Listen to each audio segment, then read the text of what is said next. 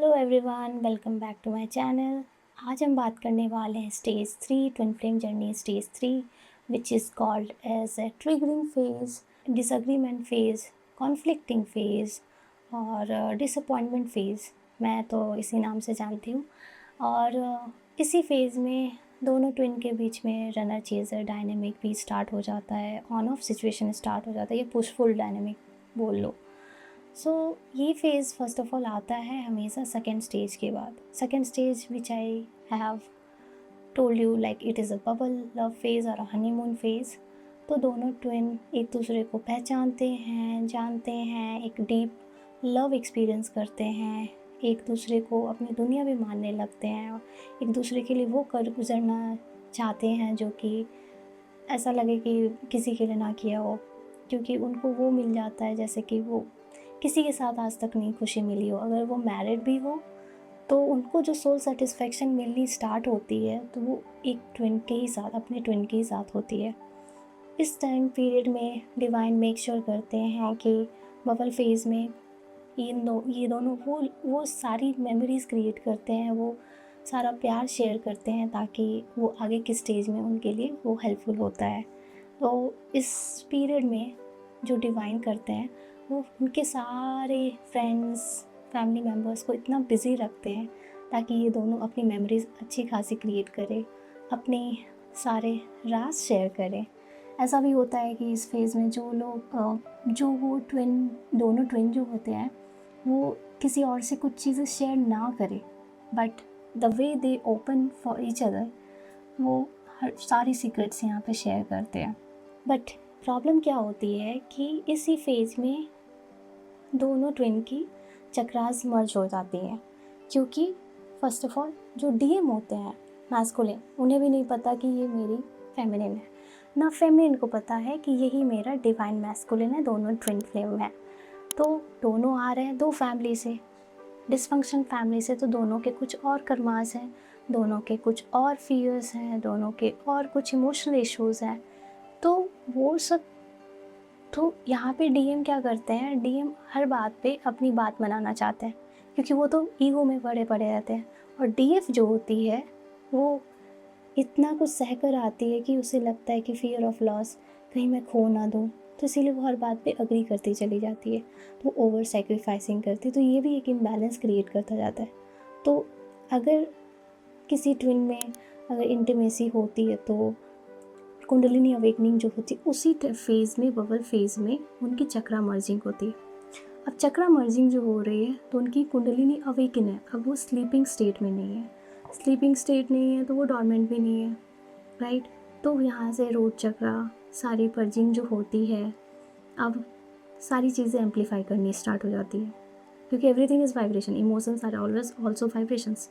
If one of the twin जो already carrying the fear, other twin is carrying some kind of ego, everything started heightened up.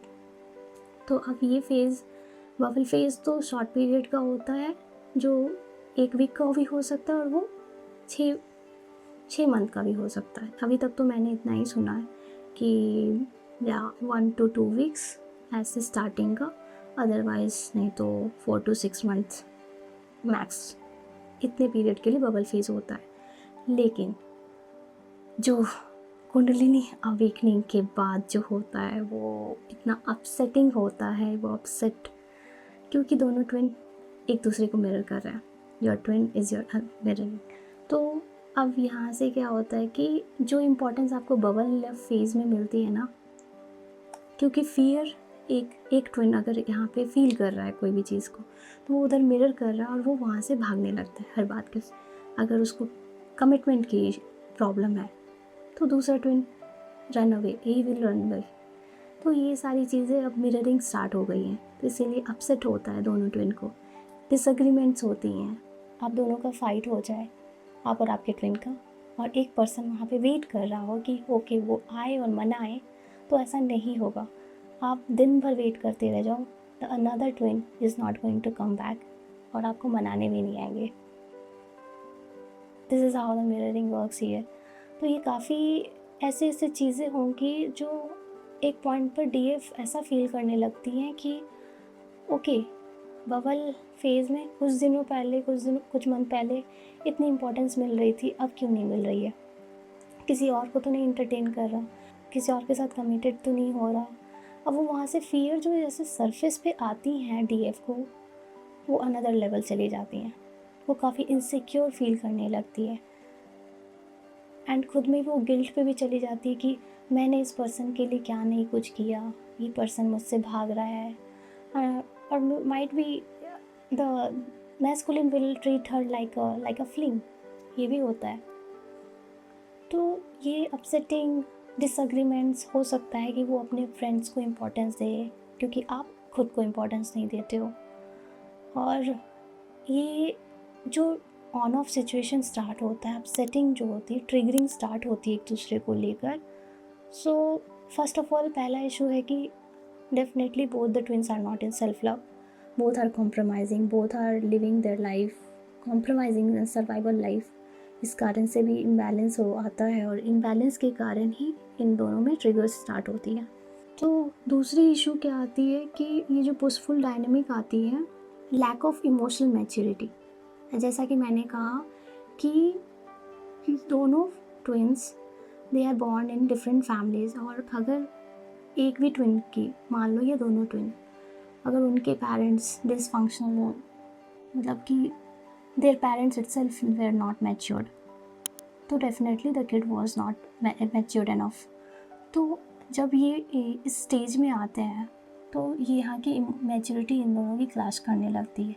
अगर एक person mature है, दूसरा person immature है, तो इस reason से भी इम्बैलेंस आता है और एक्सट्रीम लेवल पर आपको ट्रिगर्स मिलेंगे।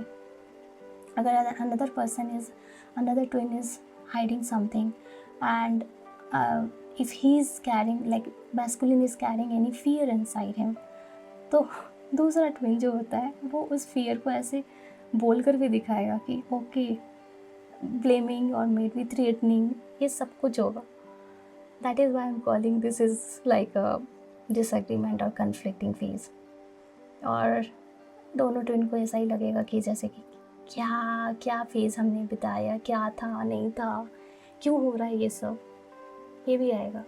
But another twin, most of the cases masculine twin trying to run away, not because कि वो फेमिनिन को प्यार नहीं करते, वो इस रीज़न से भागते कि वो इंटेंसिटी वो बर्दाश्त नहीं कर पाते, वो कमिटमेंट देने से भागते हैं, वो समझ ही नहीं पाते कि क्या फील कर रहे हैं वो, क्योंकि वो अनकॉन्शियस होते हैं एक्चुअली। और जो फेमिनिन होती है वो हमेशा फीलिंग से कनेक्टेड होती हैं, इस रीज़न से वो समझ भी पाती कि अच्छा मैंने क्या हो रहा है नहीं हो रहा है। वो थोड़ा क्वेश्चन फेज़ में चली जाती, क्वेश्चनिंग स्टार्ट हो जाती है उनके मन में कि ये क्या हुआ नहीं हुआ, ऐसा क्यों हो रहा है।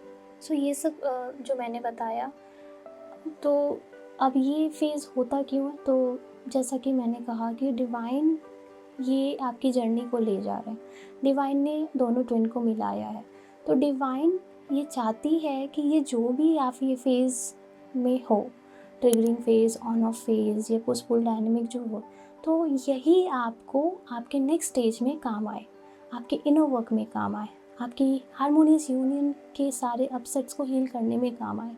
दिस इज़ वाई ये phase 2 to 3 weeks, might be I think 1 month, 1.5 month, ऐसे ये चलेगा। And at the end separation phase क्या होता है, at the end one of the twin blocks the other twin. Okay, तो मैं सेपरेशन फेज़ तो नेक्स्ट वीडियो में बताऊंगी। होपफुली आपको ये सारी चीज़ें रेजोनेट करेगी। और अगर आप ये वीडियो सुन रहे हो और आपको ये वीडियो मेरी अच्छी लगी तो do like and subscribe, and also let me know कि कौन से टॉपिक पे आप मुझे यहाँ पे वीडियो शेयर करना चाहिए मुझे। और आपको अगर इनर वर्क या अगर आप इसी फेज़ में हो और आप ये वीडियो देख रहे हो, तो I would say start doing inner work. और आपको कोई भी तरह का असिस्टेंस और कोई तरह की मदद चाहिए अपनी जर्नी से related, do let me know. And तब तक के लिए बाय बाय।